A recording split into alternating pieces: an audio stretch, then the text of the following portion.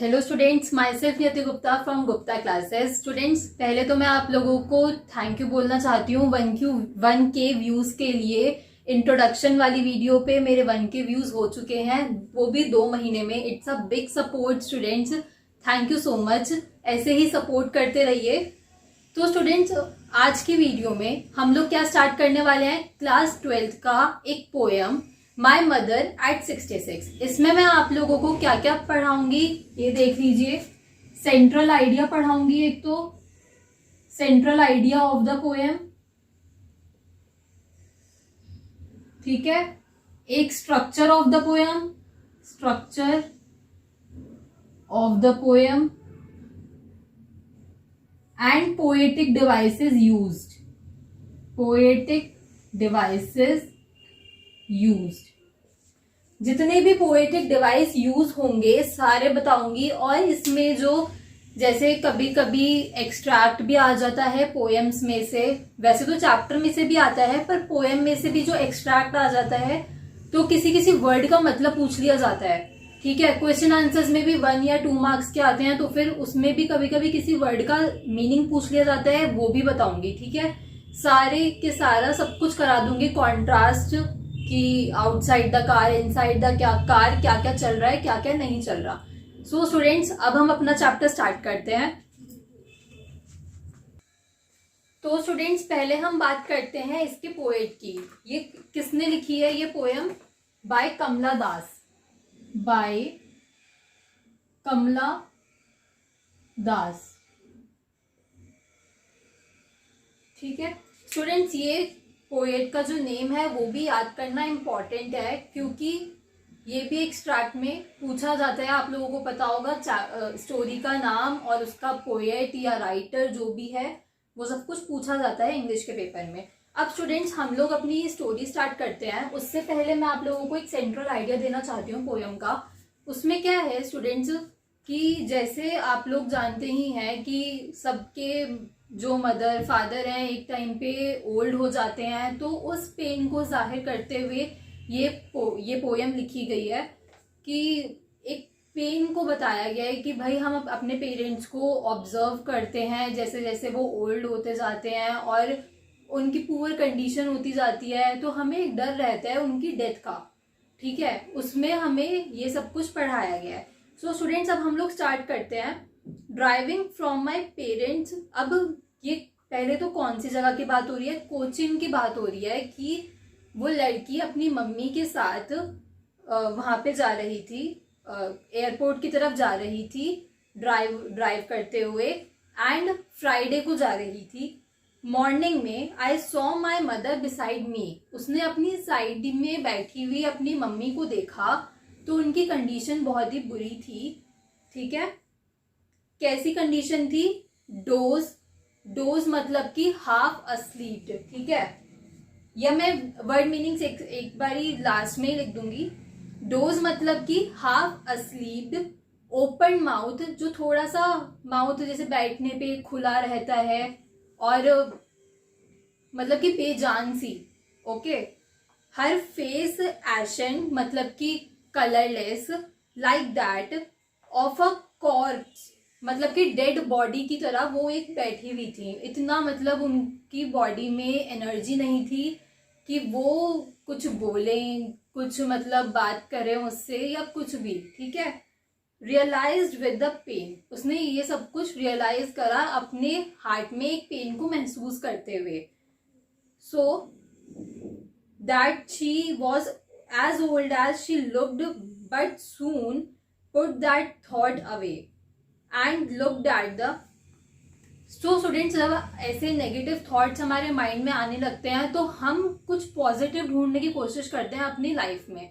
तो ऐसे ही उस लड़की ने भी कुछ पॉजिटिव देखा कि जैसे अपनी मदर से ध्यान हटा के उसने कार के बाहर देखा, तो कार के बाहर क्या दिखाई दिया उसे कि कुछ चिल्ड्रंस हैं जो खेल कूद कर रहे हैं। अब ऑब्वियसली भाई चिल्ड्रंस जो छोटे बच्चे होंगे वो तो खेल कूद करेंगे ही करेंगे। और ट्रीज को देखा, स्प्रिंटिंग ऑफ ट्रीज, क्योंकि जो विंड थी वो अपोजिट डायरेक्शन में चल रही थी एज द कार। तो फिर आप समझिए अब कि जो ट्रीज थे वो भी स्प्रिंट कर रहे थे, चिल्ड्रंस खेल रहे थे, the merry children spilling out of their home, but after the airport security check standing a few yards away. तो जहाँ पे सिक्योरिटी चेक होती है एयरपोर्ट पे, उसके कुछ दूरी पे जहाँ पे उसकी मॉम खड़ी हुई थी, एक पेल माउथ से, मतलब कि पेल मतलब क्या होता है, येलोइश। जब हमारी बॉडी में ब्लड की कमी हो जाती है या बहुत सारी कोई भी हमें बीमारी लग जाती है तो ये सब कुछ होने लगता है हमारे साथ। तो ये वहां की बात हो रही है। अब उसकी मदर को एक लेट विंटर्स मून से भी कंपेयर किया गया है। और लेट विंटर मून क्या होता है स्टूडेंट्स, कि उसमें कोई भी शाइन नहीं होती, ठीक है, कोई भी शाइन नहीं होती, बस वो एकदम वाइट येलो पड़ चुका होता है। एंड फेल्ट दैट ओल्ड, तो उसको पता चला कि उसकी मम्मी जो है वो इतनी ज्यादा बूढ़ी हो चुकी है कि अभी कुछ भी हो सकता है। कि उसको एक डर था स्टूडेंट्स कि जब वो वापस घर आएगी अपने, तो फिर वो अपनी मदर से मिल पाएगी या नहीं मिल पाएगी, ठीक है। फेमिलियर एक my childhood fear, but all I said, जब वो अपने एयरपोर्ट पे सिक्योरिटी चेक पे खड़ी हुई थी तो बस उसने अपनी मदर से एक चीज बोली अपनी फेक स्माइल करते हुए कि सी यू सून अम्मा, एक पॉजिटिव चीज बोली कि मतलब मैं आपको जल्दी देखूंगी दोबारा। बट अपने जो भी पेन था उसको हाइड करते हुए एक फेक स्माइल से उसने ये सब कुछ बोला। And all I did was smile and smile and smile. And ये जो स्माइल स्माइल स्माइल है स्टूडेंट्स, ये डिनोट करता है फेक स्माइल को, क्योंकि अब ऑब्वियसली यहाँ पे वो खिलखिला के तो हंसेगी नहीं, तो यहाँ पे वो फेक स्माइल कर रही है, ठीक है। हमने सेंट्रल आइडिया पढ़ा पोयम का, पोयम मैंने आप लोगों को एक्सप्लेन करी। और अब हम देखते हैं student structure of the poem. Structure of the poem में अगर स्टूडेंट्स आप लोग एक चीज नोटिस करेंगे तो यहाँ पे कहीं पे भी फुल स्टॉप नहीं लगा हुआ, वो उसका बस एक थॉट था जो यहाँ पे लिखा गया है पोयम में। तो यहाँ पे आप देखेंगे कि सिर्फ कॉमास का यूज हुआ हुआ है, फुल स्टॉप का यूज नहीं हुआ हुआ, यही है स्ट्रक्चर ऑफ द पोयम। यहाँ पे उसका एक थॉट बताया गया है, क्योंकि और थॉट्स कभी भी रुकते नहीं है, सो यहाँ पे कोई भी फुल स्टॉप नहीं है, सिर्फ कॉमास का यूज हुआ हुआ है। अगर आपसे स्ट्रक्चर ऑफ पोयम पूछा जाए तो आप लोग यही लिखेंगे। एंड स्टूडेंट्स अपनी बुक खोल के एक बारी पेज नंबर 91 पे आप लोग देखेंगे एक ग्रे कलर का बॉक्स बना हुआ है, उसमें स्ट्रक्चर ऑफ द पोयम दे रखा है आप लोगों को पूरा। अब मैं एक कंपैरिजन और पोएटिक डिवाइसेस वर्ड मीनिंग्स आप लोगों को लिखवा देती हूँ। सो स्टूडेंट्स अब हम आते हैं पोएटिक डिवाइसेस पे। फर्स्ट पोएटिक डिवाइस यहाँ पे यूज हुआ है स्टूडेंट सिमिली। सिमिली कौन कौन से सेंटेंसेस में यूज हुआ है, एक तो इस वाले सेंटेंस में face ashen like that of the corpse, and second one is pale as the light winter's moon, जिसमें हमने जो उसकी अम्मा थी उसका हमने फेस कंपेयर किया था लेट विंटर्स मून से। सिमिली मीन्स कंपैरिजन, तो जिस जिस लाइन में हम लोग कंपैरिजन करते हैं उसमें हमने सिमिली यूज किया है, ठीक है। Second one is personification. Personification सिर्फ एक ही फेज में यूज हुआ है, young trees sprinting. Third one is metaphor. Metaphor किस में यूज हुआ है students, merry childrens spelling out, okay.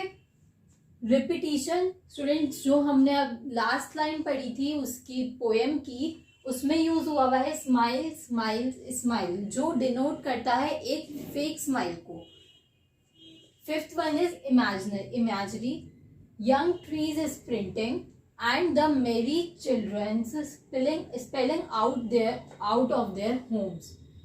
इन दो फेजेस में इमेजरी यूज हुआ है, मतलब कि जो उसके कार से बाहर वो था एनवायरमेंट था उसके लिए इमेजरी वर्ड में ये यूज हुआ है।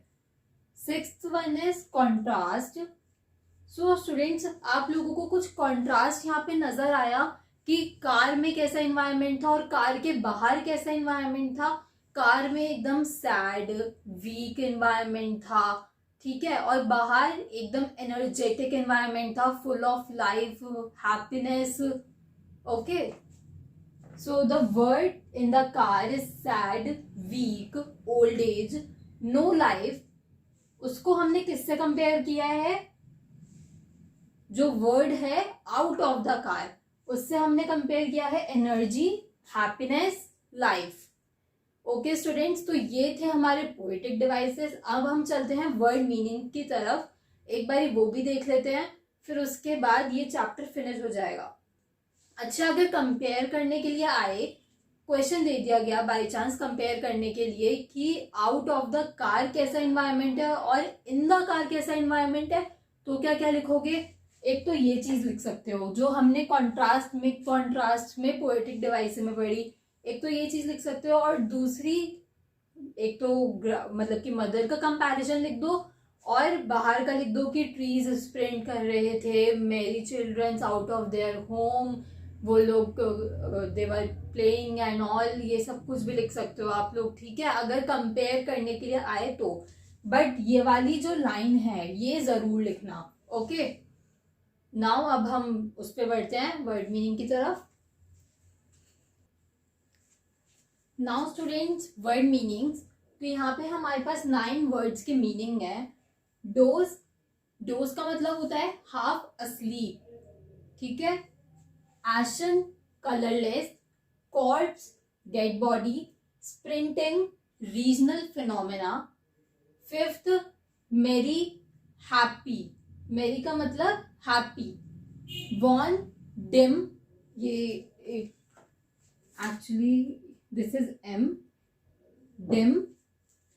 सेवेंथ इज पेल, पेल का मतलब मैंने आप लोगों को बताया येलो, स्टोरी के दौरान ही बता दिया था, बट स्टिल मैंने एक बार ही सारे लिख दिए हैं। Eighth, winters moon, that means without any light. Familiar, similar, ठीक है। सो स्टूडेंट्स, ये थी हमारी पूरी माय मदर एट 66 की पोएम। यहाँ पे हमने इसके पोएट के बारे में पढ़ा कि पोएट कौन है, इसका structure of the poem, central idea of the poem, poem समझी, पोएटिक डिवाइसेस मैंने आप लोगों को बताए, वर्ड मीनिंग्स सब कुछ करवा दिया मैंने कवर आप लोगों को इस चैप्टर का। इससे अलग कुछ मतलब अगर बहुत ही मुश्किल पेपर आया तभी इससे अलग कुछ आएगा, वरना इससे अलग कुछ नहीं आता इसमें, ठीक है स्टूडेंट्स। और एक बार ये एनसीईआरटी क्वेश्चंस भी जो मैंने सब कुछ समझाया है वो सब कुछ उसी पे बेस्ड है, एनसीईआरटी क्वेश्चंस भी, तो एक बार ये उन्हें देख लेना, क्वेश्चंस पढ़ लेना, आंसर्स आपके माइंड में खुद आ जाएंगे। So students, thank you for watching our video and please like, subscribe, share our channel. Okay, thank you.